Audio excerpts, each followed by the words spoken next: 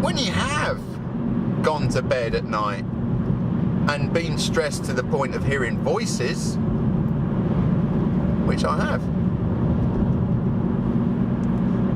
I'm happy to say so. Well, I'm not happy. It wasn't a great time.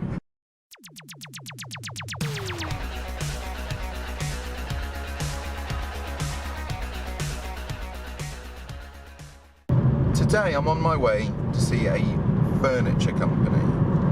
Worked with them before, and over the past few weeks I've basically built them a website, a WordPress website, and this is the day I show it to them, which is kind of how website building happens. You get a brief, you build a draft, you don't show people, or I don't, and then you turn up at the end and say, look, this is what I think you wanted, and then we start tweaking things. I don't think I've ever done that and someone's turned around and said, I really don't like what you've done. That's not because I've necessarily done anything amazing, it's because I listen to the brief and show people examples of what it will look like. Yeah, so that's what's going to happen today. So there is a chance that she could turn around and say, what the hell is that? But I hope not. I'll let you know what she says.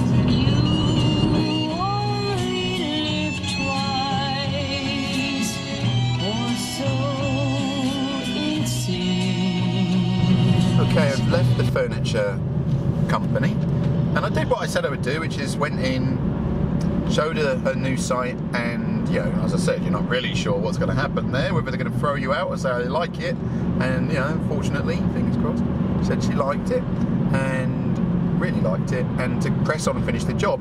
But what I'm going to talk about in the video, there was some business topics discussed, is the side chat, which always happens when you go and see a business in this way, which is you talk.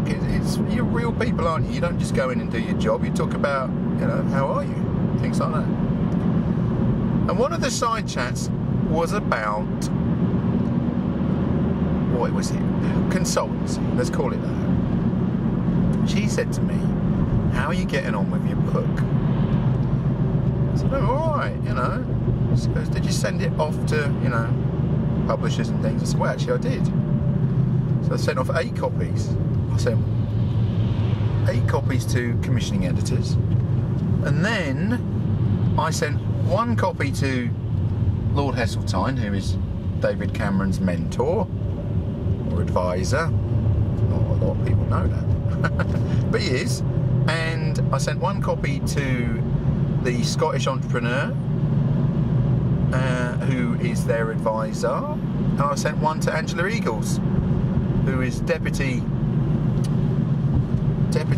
business secretary for the Labour Party. And the reason I sent her a copy was mainly because I watched her interview with the guy from the Sunday Times, where she basically said, stop talking nonsense and absolute, and then she swore, which I thought was good. So I thought I'd send her a copy because she seems fairly straight talking. I'll see what she thinks. Anyway, she said, what happened? I said, well, they came back and it was interesting feedback. I mean, I had a letter from Heseltine saying, you know, I can't help you. I advise the government. I can't be seen to be helping anybody individually, and fair enough. Can't argue with that. Still going to ask.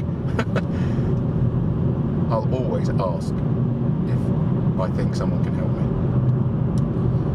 however outrageous it might seem. So I said, no, but what was interesting was the editor came back and what she said. Because she said, the first third, that's not easy to say, the first third of your book seems like a different book. Seems like some sort of self-help manual and new age. And I think what she was trying to say is, it didn't fit. If you're gonna write a book, which of course we did, you really must believe in what you're saying, you know, and like ridiculously believe in it. And I'm open to questions. I read that and I was like, well, that That's the point. You've read the book and seen that there's something in a business book which is about emotions and life and psychology and thought it doesn't fit there. It's a self-help book. Whereas that is our point. Is business is very easy. If you read any book on business, it's very simple. You ring people up, you have something they want, and you sell it to them, and you make some money. That is it harder than that? Not really. A little. But that's the easy bit. And the hard bit is what people don't talk about, which is,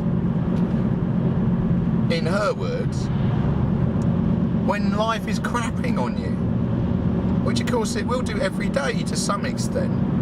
There's no such thing as a perfect day, not really, because there's so many interactions. And so that's what what did we write a book for? Because we met 2,000 businesses and there are common threads to them all, and the main one is doing business is fairly simple. Doing business while your life is under intense pressure and, attack almost, is very hard. And not acknowledging that is the main reason people go out of business. Or worse, they divorce. Or worse, they take their own lives. And some people do, because of money and business, which is tragic, isn't it, in a ridiculous way, you know?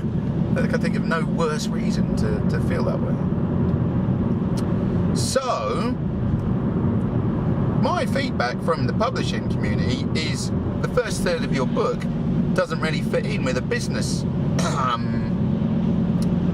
business support topic. Whereas I argue against that fundamentally and say it's more important than the other two bits, which are about marketing and directors and all that sort of stuff. Because you'll go on tilt, and we talk about tilt, and anyone who plays poker knows immediately what I am talking about when I use the terminology on tilt.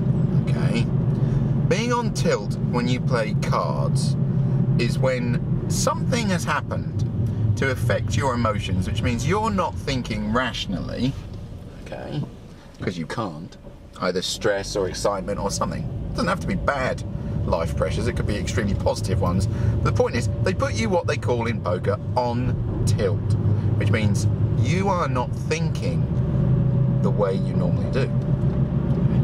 But worse still, which is why that's how you lose a lot of money playing poker, you don't know. Because the life and environment, you are reacting to it all the time, okay? So I get to the point, I don't want to go, I suppose I do a bit, a bit hippie. It's, you're on tilt. And everybody's on tilt every day in business, because either, and examples from today which came up in the conversation, because I said this, I said, well, I got some feedback, I'm going to ignore it. I'm going to ignore it because I believe in what we're doing and saying, to the point where I don't think that's right. So I'll stick with what I think. And that justifies what I think, because somebody in the community, what I'll call, what will I call it? The traditional thought process on business support and business inspiration and all that and leadership can't see how it all fits together in an overall business book, whereas any entrepreneur will know, any entrepreneur, me, you, I've always wanted to do that, you, will know that when you aren't employed by someone and you have to create your own income every month to support your family and your children, there is no pressure like that. Not really, in terms of the overwhelmingness of it all. And if you haven't had a sleepless night worrying about business, you would read that book and go, I don't really see how a self-help book fits into running a business. Whereas when you have gone to bed at night and been stressed to the point of hearing voices, which I have, I'm happy to say so. Well, I'm not happy. It wasn't a great time, but 15 years ago, stayed up for 48 hours trying to get money in, went to bed and someone's shouting at me in my head. What's all that about? That is stress and pressure to the point where something is not... How the hell do you run a business when you got that going on in your brain, right? I'm pleased to say they didn't hang around long. My point is, unless you have run your own business and you understand the overwhelming impact that has on how you think, and unless you're aware of that and you know what to do about it and how to control your emotions and be pure business, not emotion,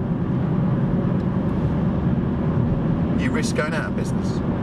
Worse still, you risk paying for that event for many years, and worse still, impacting on your family and own life. And for those reasons, the first third of our book will be going nowhere, because we stand by it.